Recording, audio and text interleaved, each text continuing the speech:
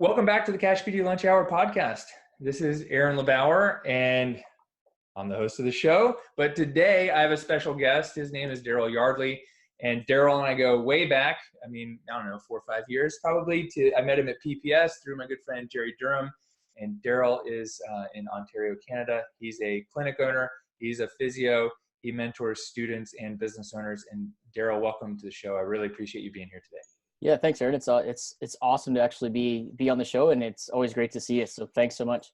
Yeah, absolutely. It's, you happen to be one of those few people I see on a regular basis somewhat, where we end up at PPS, CSM. I don't know if you were CSM, but I just saw you guys up in Toronto for Accelerate Live, and that was really awesome. So yeah, it was, you did an awesome job coming up. So thanks for being part of our event. Yeah, of course. What I want to start with is, how did you get into physio? Like, how did you know, okay, I want to be a physiotherapist. I want to do, because you guys do you guys do it a little differently in Canada, where you go through through university, you become a physio rather than as a graduate student like we do here? No, we're much similar to you guys. So okay. We have, for us, you still have a 4-year undergrad. That you then apply, then you come into the graduate program. Where we're different though is our program's a 2-year master's as opposed to your 3-year DPT. Okay. So we have seen some Canadian physios actually head down to do the DPT for that additional upgrade.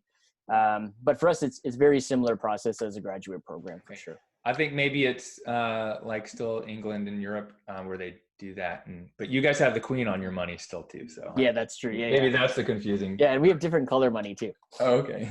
Yeah. Awesome. So did you know growing up that you wanted to do physiotherapy, or was it something that came to you while you were in college or university?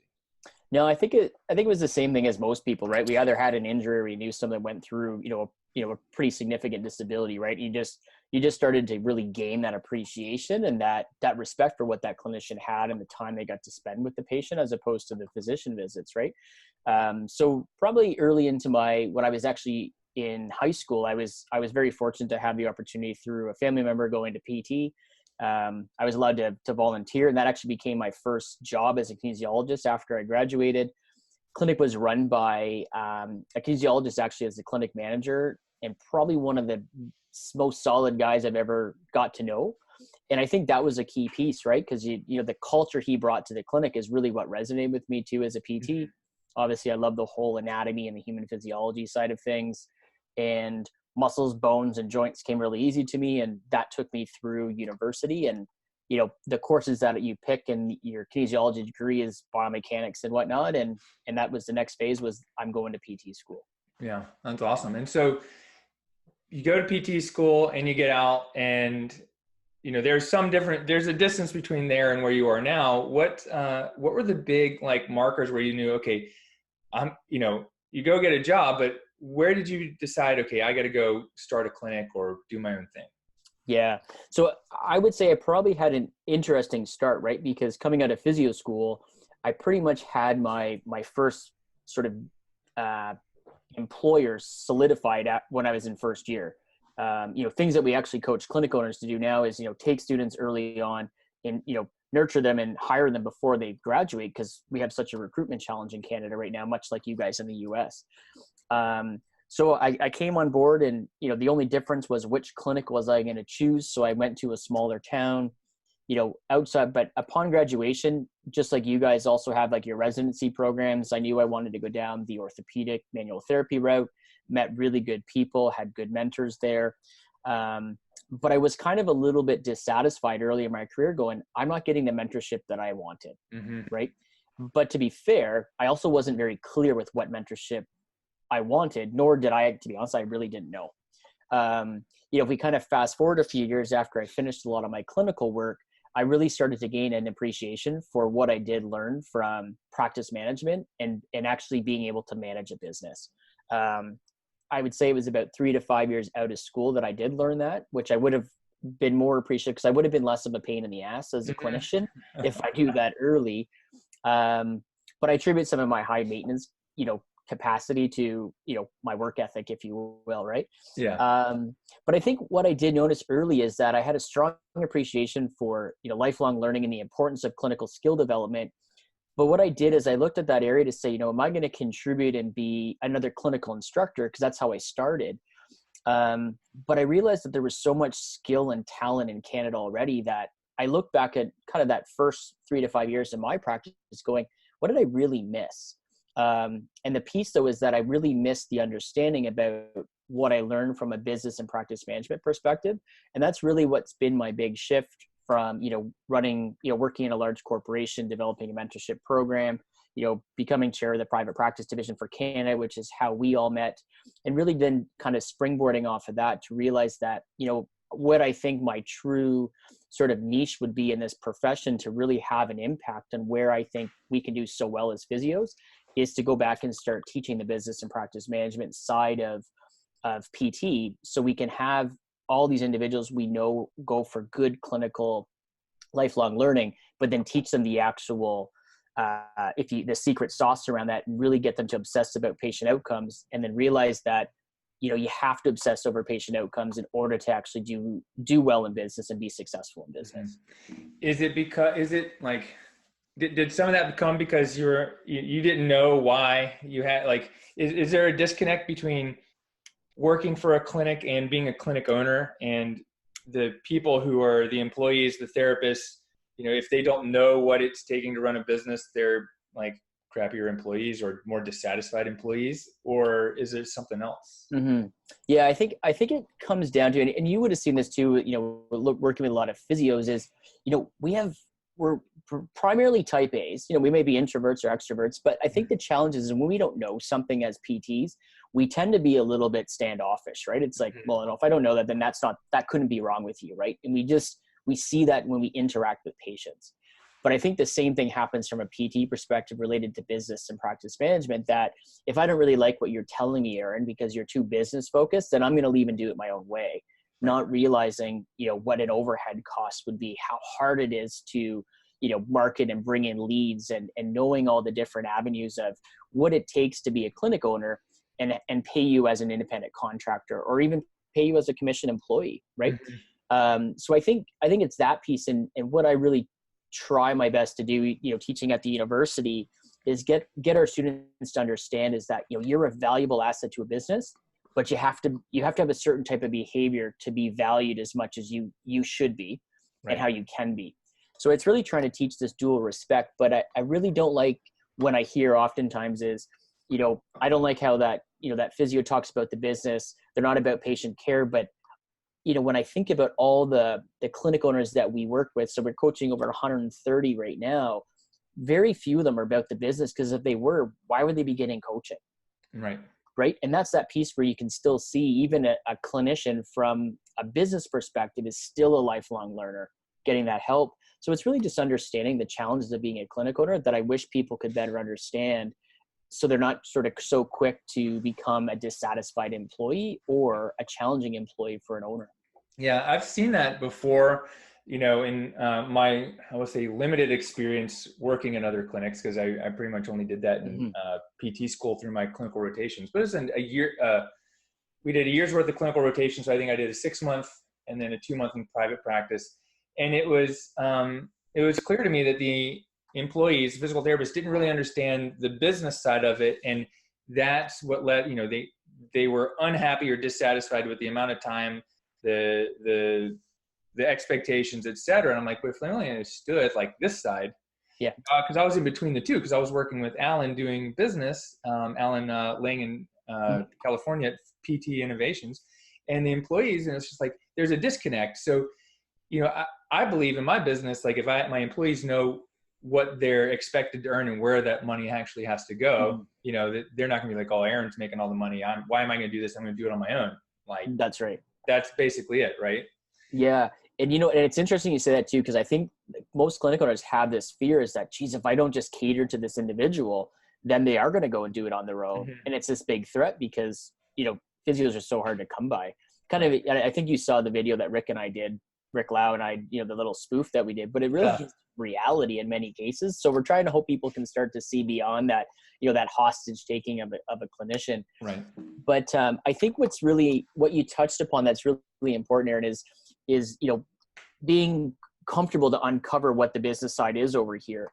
And one of the things that I remember when I first came down to the US quite a bit with private practice section was sort of the more openness around a clinic owner to at least open their books and share that with the clinician, which is not really common practice for us up in Canada, right? It's like, I'm going to hold these, this close to me, or we've kind of gone a little bit too far where people are aware and familiar about the business metrics, but they show the clinician the business metrics. But unfortunately, that clinician doesn't care about those ones. Right. So what I've spent a lot of time doing over the course of, the 10 years that I really had to figure this out was, understanding the business, whether it's a corporation or the networks that I was running all the way to, my own practice, was, okay, there's business metrics, but I know if I was just to hit these key, what I call key patient indicators, as opposed to just KPIs, I know that I'll have a direct influence on that business metric. Yeah. So really trying to get clinicians to realize, if you focus on these key things, and I want you to obsess over, I want to know how many Google reviews you have. I want to know how many family and friend referrals you get. What's your self-discharges? Are you happy with the self-discharge? No PT is, right?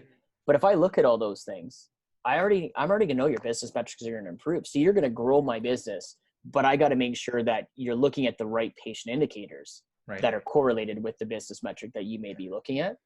So that's really what we need to do a little bit more here in Canada, is get people comfortable around our focus on the patient, very much how, Jerry Durham talks about, right? Yeah. Focus on that. You do a fantastic job in all of your work around understanding why a patient's coming to your practice, creating that transformation. You're not selling physio, you're selling the transformation, and you're selling this change. And through good communication, you get good patient commitment, you celebrate a graduated care plan. Right. That speaks to every business metric any owner should be worried about. Yeah, that's awesome. That's what we got to focus on. What do you think some of the problem is, people's discomfort around money and talking about money, or is it something else? No, I think it's a key piece, right? And every time that I'll start a lecture, especially with, newer grads, or the first day that I start at Western, right? I asked them 2 questions. The first question is how many of you have met a PT that you, from a clinical placement or internship, that you want to emulate exactly like them? Or the flip question on that is that you don't want to emulate, and tell me why. But then the next question is, because that 75% of the class will end up in private practice, is how many of you are comfortable right now to create a transaction with a customer for, even if it's $100, and no one will put up their hand. I'm like, guys, you're in your 6th year of postgraduate school, or sorry, after university. Why can't you accept that? Like, you've got the skills, the expertise, and the knowledge to deliver a high quality of service. You have to start to believe in that. So I do think people struggle with that. The other piece that I've seen is just struggling to overcome the objection of money, right? But we know, and I'm sure it's similar for you guys in the US, but for us in Canada, the number one reason people, have a hard time with physio is time commitment. But how you overcome that objection is give them so much value that it becomes part of their life, or give them so much value because it's going to give them back their life, right? And money's second to that, right? So again, hit the value component, and there should never have to be a conversation about money. But I remember the turning point that I had the most, as well, as when you and I were down at the fitness summit, Bader's Coolian Summit, and just listening to how, from a personal training perspective, how well those guys sell value or create value. And these are all people who pay 100% out of pocket. There's no insurance funding, like, remove that completely. These are people who voluntarily have made a decision to dedicate their time to me as a trainer, for example, and they want a life-changing scenario to occur. Right. As a PT, what do we do that's any different? We don't. It's the same thing, but we have a very hard time doing that. And again, this is where I think we need a mindset shift that allows us to be in that same, level of confidence to share how high our competence is. Yeah. I remember sitting there at the Fitness Business Summit, sitting next to you and Kareem and Rick, and going, God, we're probably like 4 of the most highly educated people in the room, and we probably aren't in the top 50% of earners in the room. Oh yeah, absolutely. It was incredible. I was Mm-hmm. like I knew this, but I haven't been in this environment. And these guys are doing personal training and they're generating millions and millions of dollars a year in like one location. You know, I know Badris has done like $86,000 in personal training sales in one day. I mean, Mm-hmm. and we're afraid to charge $75 and $100 for physical therapy. Yeah. And the thing too that I, and I always catch myself now, especially going to conferences that are outside of my comfort zone, like that, for example, right? But I used to catch myself going, these personal trainers, what do they know about assessing a wrist or that? But I was like, you know what, take a bigger stance on this, Daryl, don't, instead of critiquing it, why don't you take a step back and analyze it and say, what are they doing that I'm not? Right. And when you look at that, if we're going to critique that, you should critique it from a self-reflection to figure out, how do I do something that's just as powerful and impactful and learn something from it, right? Just because I have a different level of training and education doesn't make me better than somebody else. Right. But I should be looking at to say, how do I take what they're doing really well and build that into my practice and my brand? Yeah, absolutely. And I've learned so much from the fitness industry about marketing and branding and speaking to patients. Like what didn't exist 10 years ago for physical therapy. And I had to go to, the training and personal training industry to learn all this stuff. So that's an amazing point. And it is, I mean, they're doing a lot of things right. And they're with people right when they get hurt. Yeah. They're there and people are going, hey, I've got this back issue. How do I, they go to the yoga teachers. What do I do about my back pain? What do I do about my knee? People are asking them. They're not coming to us and asking us. And that's right. So that's where, like, if we want to prevent injury and surgeries, that's like, we need to be where they are or partnered with them. That's right. That's right. I want to go back and you said something before about the key patient indicators. Can you tell us, like, what are those and why are they so important? Yeah, no, sure. How do you use them to, predict growth and Yeah. So it made, where I started to think about this, I was teaching a course to some clinic owners a couple of years ago out in our East Coast. And I had actually just surveyed everyone and I said, how many of you track, patient visit average? How many of you are tracking, patient outcomes? How many of you are tracking patient satisfaction? There was about 30 owners in the room and no one was tracking anything about outcome and satisfaction consistently, right? But everybody had moved to this piece around PVA. And I was like, 50% of the room is tracking PVA. And I was like, well, what does PVA mean? Everyone's like, well, how many times a patient comes? I said, okay, after an assessment, I said, that's great. I get that we can define it, but what does it actually mean to you as an owner? And the room kind of went a little bit quiet. I said, okay, well, how do you use that tool to talk to patients? How do you use that tool to talk to your staff? Because let's be honest, staff is, sometimes the biggest challenge as far as getting them to understand and to, to influence them. This is actually a useful tool from patients, but no one was really using it as an indicator tool. And for me, if anybody looks at patient visit average as, I'm coming to you, Aaron, you're my physio employer contractor. And I'm like, Aaron, your PVA is not very good compared to, this other gentleman because he's a rock star. Well, that's a huge red flag, right? Because again, there's all little different pieces of an interaction or an encounter with a patient that are very patient driven that influence that metric. So it's really an indicator. Now peel back the onion. So the things that I look at that I would consider as a patient indicator tool would be things, do you collect net promoter scores? So are you capturing, patient experience scores in some way, shape, or form? How are you assessing in your patients their commitment to a care plan? So basically, are you prescribing a treatment plan after every single assessment? Are you building rapport through every single assessment? For me, we look at things like book to prescribe ratios. So I don't really necessarily care in every case, why are, if you recommended 10 sessions, why is someone only booking 4? I'm just happy that a physio is actually, creating that reach out to actually try and commit to that, because I can train anybody afterwards and support them, but I can't force you to do something. I need you to understand the rationale behind it. So again, getting to the, can I get you to commit to doing it first, and then I'll train you afterwards about how to improve that score. We look at things, for example, what are your cancellation rates? A lot of people don't like to use that. So you can reverse it and call it an arrival rate, because it looks like it's a bit more, supportive of a clinician. But I would expect for your schedule to be 90% full. And that's an indicator for me that you've got good commitment and good retention from your patient. But if you're in the 80, 70%, that's not really good, because it's telling you that there's a gap there potentially, right? Right. And I think what I believe is one of my biggest patient indicator tools is are you getting a patient to graduate?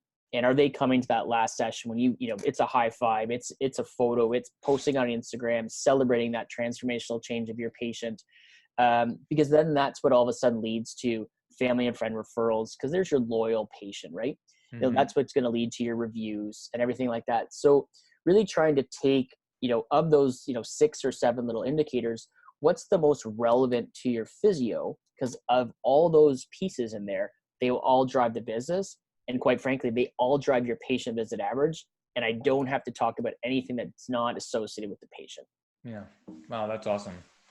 What are some of the, once you get those rolling, what are some of the clinical skills that you teach to help people improve on them? And so which one is the one that's usually the lowest? And what are the clinical skills that you teach to help people improve, whether it's the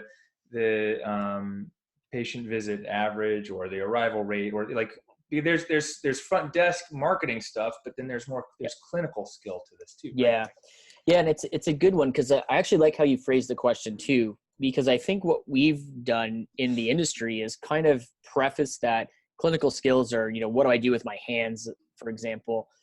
And we know the power of our clinical reasoning in our mind is so important and critical, because it really drives what we do with our hands. But then we've kind of left this other area around the soft skills, right? So the soft skills being communication, connection, conviction. But a good friend of mine, and for people to look at lots of his work, is Jim Millard up in Canada. And Jim's been a mentor and a good friend of mine for many years. And he gets quite frustrated by calling those the soft skills, because he's like, these are the most important aspects of what we do in clinical practice. So I would say the most important thing that I strive for all clinicians is to work on prescribing a treatment plan. And in that treatment plan, it's all about building rapport and being very, very effective with your communication. And when you think about the communication, it's, we get so excited as clinicians, I think, to educate. And the more we say, oftentimes equates to quality, which the patient's probably spinning going, that guy was really nice, but I don't remember what he said. So then it's about providing them that treatment plan or that, care plan tool. And again, in that care plan tool is the identification of why are you coming to physio? Why are you taking time away from your friends, family? Why are you taking time away from your kids, right? Or you're going to run from my clinic really quickly to soccer practice and then hockey practice. And then really setting the stage for patients to understand what I can do to help them. And you talk about this all the time in lots of your work. But I think, getting patients to understand the value of a treatment plan, counting how often they do them, and then you just watch your metrics completely increase. And again, is it a hard clinical skill? No. But I think it's one of the most important pieces in order for us to utilize our hard clinical skills, is I need to see the patient more than one time, because if they don't come back after my assessment, I didn't help anybody. Yeah. Right. What are some of the mistakes some of your newer clinicians, or even experienced clinicians that you work with, make that bring these numbers down? Yeah. Excellent question. And in the past, I would have said that, when we left school, we learned about all these SMART goals, right? Which I don't think I've written a SMART goal since I left school. So I know my profs might be a little upset with me, but, I would sometimes say, the goal that I provide to a patient, I'm going to decrease your pain and increase your range of motion. However, I think with our knowledge around the psychosocial aspects of a biomechanical outpatient practice has improved that. So we're starting to get a bit closer to always providing, patient-centric goals. But I think the biggest challenge that I see is that we still don't do a good job of identifying the patient's expectations and aligning that to their goals. Because, my expectation of you, Aaron, may be, I've got a chronic condition of, whatever it may be. But quite frankly, I only need to really be focused on dancing at my daughter's wedding in 3 weeks. So I love the fact that you're going to give me a 12-week treatment plan, but I only care about the next 3 weeks. So my expectation is that you help me get to dancing. Mm-hmm. And then after that, guess what? When it's all, the dust is settled, we'll work on the rest of stuff. But if you just can't create what you think, because oftentimes, even though we get collaborative with the goal setting with the patient, it's actually still provider centric because we tend to drive those. But if you work on driving goals to meet expectations, that's when I think we truly are patient focused. Yeah, that's awesome. That's really great. So, how are you guys implementing this in your business? Like, is this are you doing like a monthly, weekly review, or is there a system that sends this information to you so you can kind of keep up with it as a business owner? How does that all work? Yeah, no, I think, if we talk about just the treatment plan, for example, I spend a lot of time working with docs over the years too, which I know it's sort of, different in the US as far as the physician owned and operated practices. For us, we don't see the same degree of that in Canada. So we have to spend a lot of time collaborating with the docs, just because of how our system works. But one of the things though, is that people are really comfortable in understanding of the medical model. And I'm a strong believer still in providing the patient with something when they leave, just because I know what it's like sometimes when I leave a meeting or someone's left my class and they're like, I don't know, I remembered this of what Daryl said. And then I get an email afterwards and I'm like, oh, I said that. This is what I was referring to. Mm-hmm. So what we do is we actually use a paper version, for example, like a script pad of our treatment plan. And my expectation is that is delivered after every assessment to the patient, so they can take it home. They share it with their kids, their spouse, and it really looks at what we're focusing on. Right, they have a chance to reflect on it, and it's a good communication tool with my front desk as well. But really looking at that, we track it on a regular basis. So we would do sort of a new assessment registry. So every patient that comes to the door, we track very key things on that. And that, for example, would be, was a treatment plan, prescribed, yes or no? And I'm only looking at the yeses or nos. In that same new patient registry, for example, how many sessions did you book? So like a lot of your work, I think I need to see you 10 times. What did they book? Book 2. Right. Okay. Why did they book 2? Let's dig into that. What could you have done differently? Because again, it's not about the business. You prescribed 10 and they booked 2. So it's just trying to get people comfortable around that conversation. So we do, my first recommendation always though, is that even if you're the owner and you're still a practicing clinician, you got to role model it first. Because if you can't prove that it's successful, then how are you supposed to get your team to buy in and follow through? Even after you started to role model, before you roll it out, is you got to get input from your team, because they may have picked up something that you didn't, that may make their lives easier. And quite frankly, we're in a room of very, very intelligent people, including your admin, right? Like, don't leave them out, because it's a clinical tool. Your admin is still part of that team, right? They may tell you something of what they feel from patients and the questions they get asked.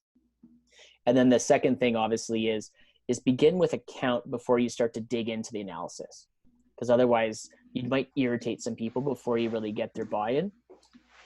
Yeah, what do you mean by that? Like, dig into the... Yeah. So one of the things too is I think oftentimes we roll out a tool. So let's use the book to prescribe, for example. You do a fantastic job. Aaron, whenever you say, I need you to come X number of sessions, your patients book that 9 times out of 10.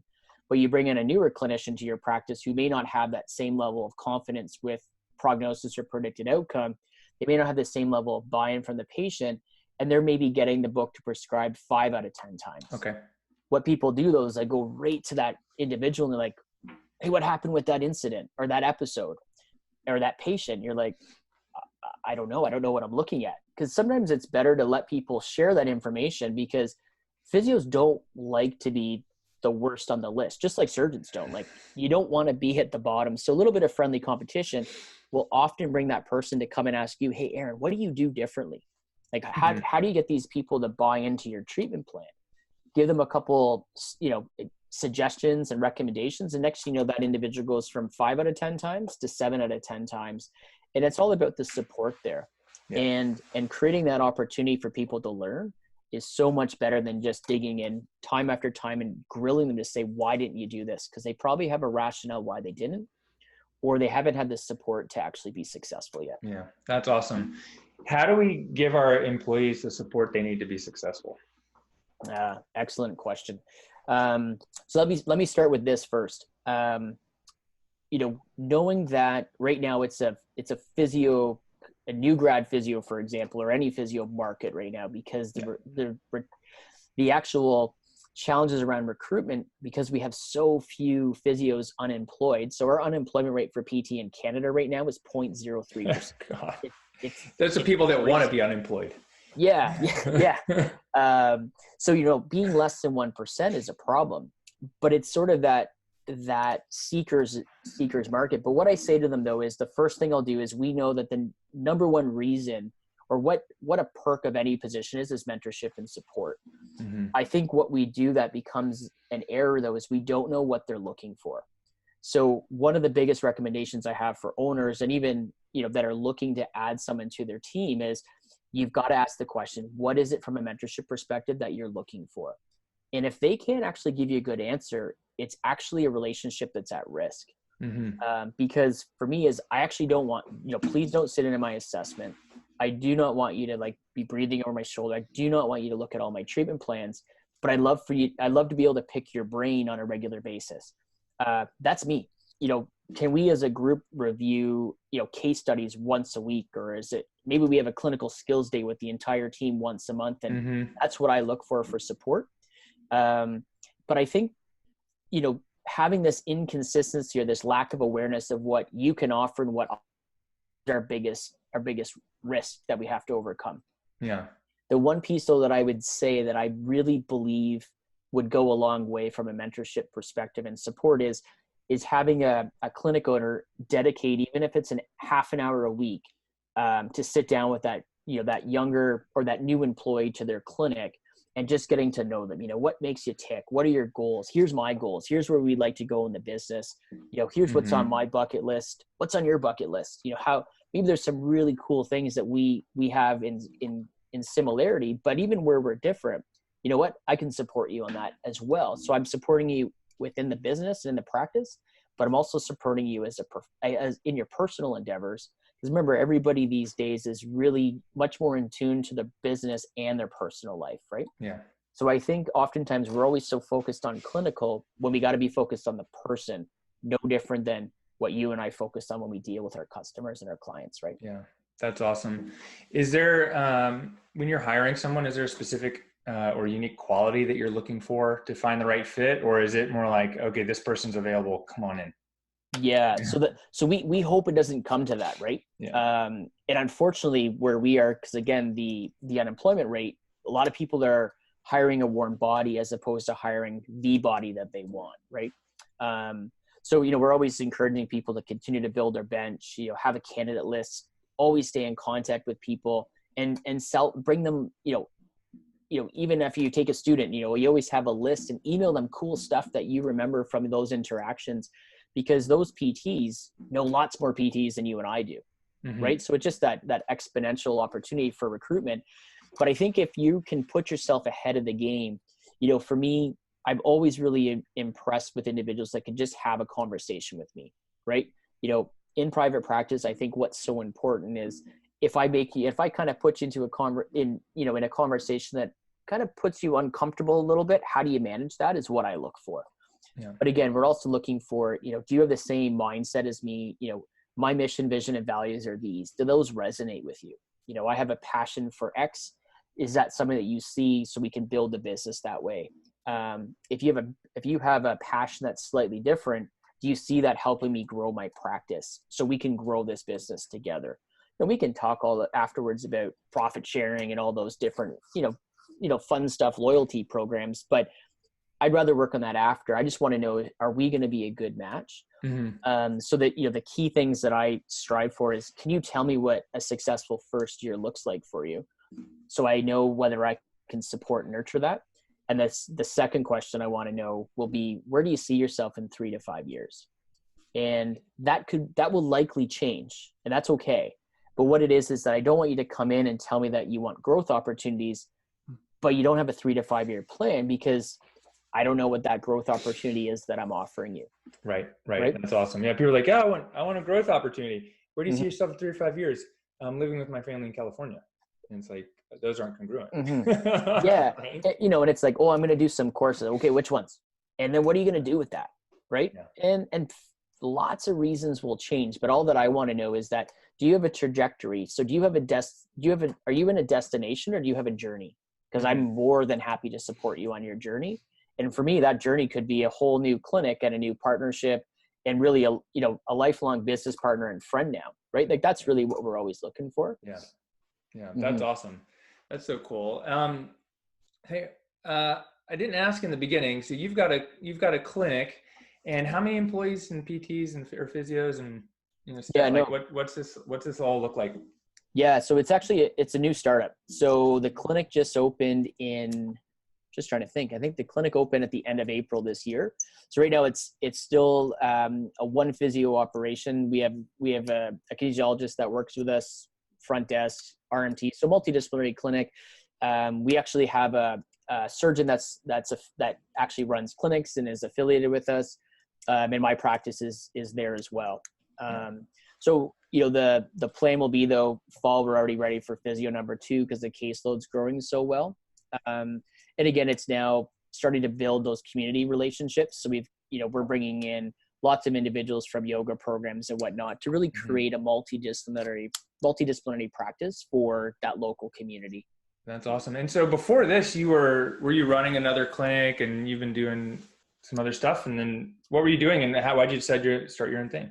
Yeah. So I was really good in the early days. I didn't know, but I'm actually really good at making other people money. And as my wife says, I'm the best guy to not charge people for money. So it's certainly my mentorship that I require. Yeah. But I think, outside of that piece is because I know what I was looking for in practice. And, whenever you're working for somebody else, there's always a challenge around what I would like to do versus what I have to do. And just the amount of time it takes to convince people to really do, change an operation to focus on the patient experience, right? So for me, it was about taking what I had learned, all the barriers that I would face, and move into a situation where the whole business is really focused around, obsession over amazing patient outcomes, and having people that also have the same vision on that, and that have a motivation to, work collaboratively and bring different skill sets for sure. Right. So I'm good at, in this bucket, but I want to partner and partners that are actually bringing others, a whole new level to the game, but we still have the same mindset of that. This is all about the patient, and this is how we're going to drive the business forward. So, there's no longer do I have to convince somebody to think about the patient. I no longer have to convince somebody why I'm going to add another PT, because I understand the numbers, and we got an opportunity here, even though there could be a little bit of risk. You got to think about the return on investment. Right. So that's really why I've gone from, working for others and running networks in the corporation to, owning my own practice at this point. That's awesome, man. Congratulations. Oh, thanks. Yeah. So when I was up in Toronto with you guys at Accelerate Live, I noticed there's a lot of, one, it was a physio owner conference, but a lot of them seemed like they were in multidisciplinary businesses. There were a lot of non-physios there who were the owners.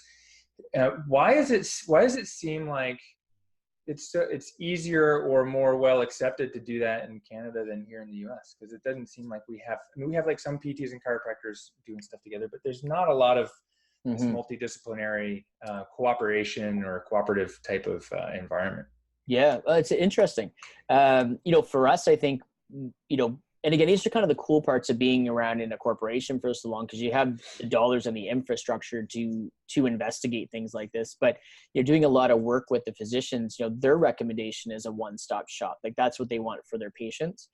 But again, I think we're getting to a point now where patients are looking for that ease as well. So they come in and they make their point of entry maybe physiotherapy. Because we build such a strong relationship with them, they all of a sudden now trust us with their recommendations. So, for me, I'm a bit of a control freak, right? So I don't really want, if I recommend that I want someone to see an RMT or a chiro, for example, I want it done within the business, because I may have missed something that I need to actually adjust to my plan. So I really want it to be an integrated model not just a model where it's like, oh, you ran out of funding, so go see the RMT because they'll keep you going. No. It's fully integration.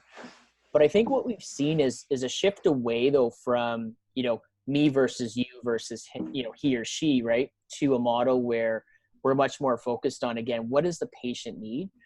But it has created a little bit more of a competition though in our industry, right? So in the past, physios would only go and work at physio clinics, where chiros are now seeing that diversity and saying, you know what, this is a new revenue stream for us and we could do this really well. Chiros run some really strong businesses up here in Canada, but because it's not their core business, they're paying more because it's an added revenue stream, right? Same thing for PT. Right. Let's diversify. Let's not just have one revenue stream because it's a little bit of a risk to your business. Let's bring in more. And again, it's changing the competitive landscape slightly, especially around an independent contractor world, of what types of percentage splits that people are willing to offer.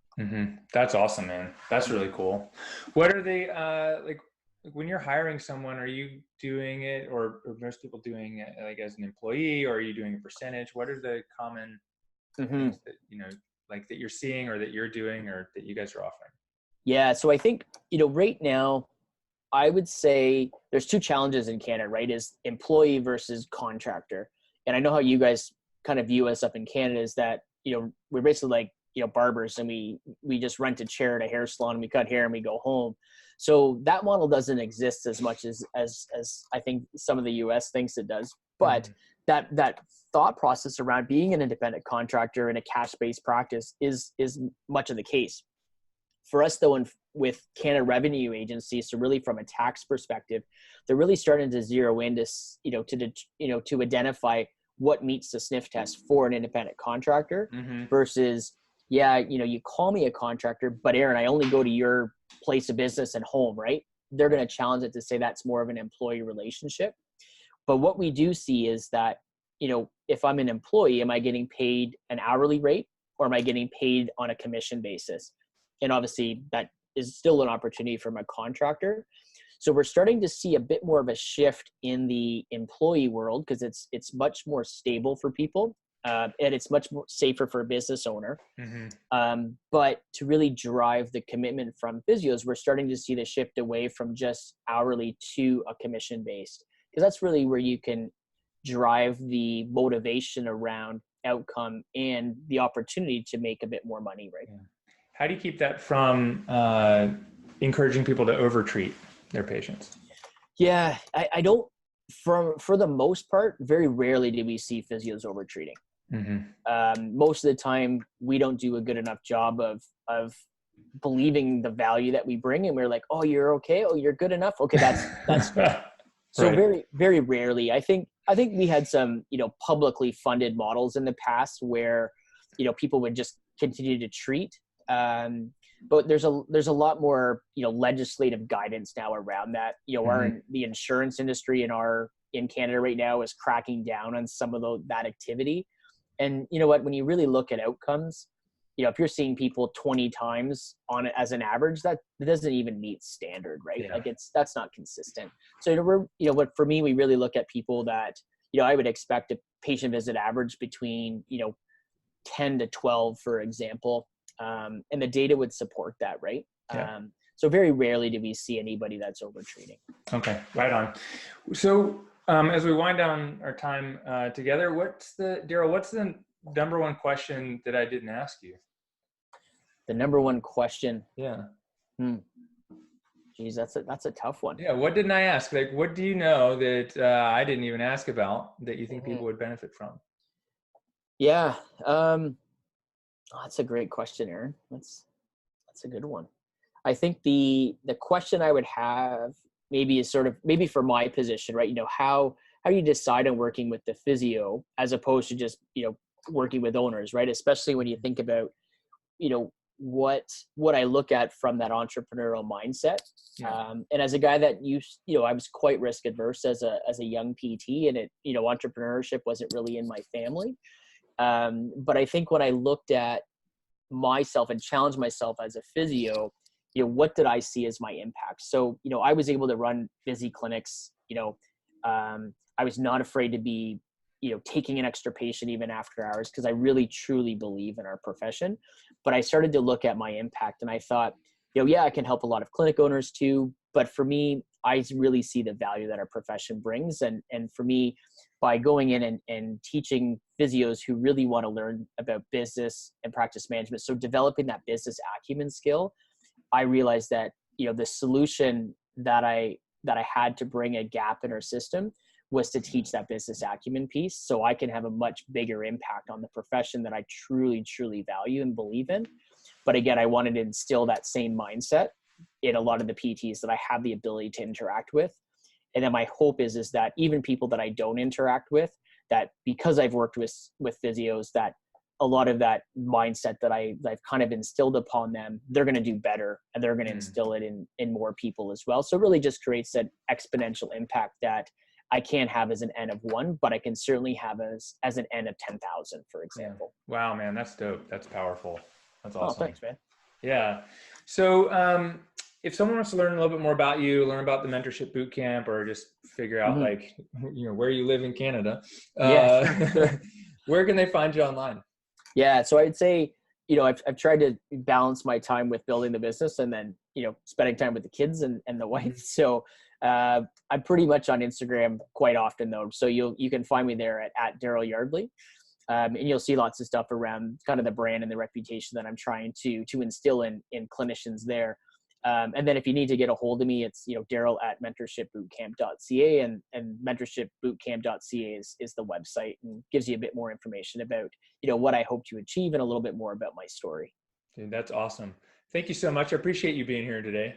Hey, no problem, Aaron. It's a pleasure. So thanks so much. Yeah. Awesome. Well, this is the CashPT lunch hour, and for Aaron LeBauer and Daryl Yardley, thanks for being here. If you got something out of this show, we'd appreciate you leaving us a rating and review on iTunes. Even screenshot this and share it with your friends on Instagram and Facebook, and we'll see you on the next show.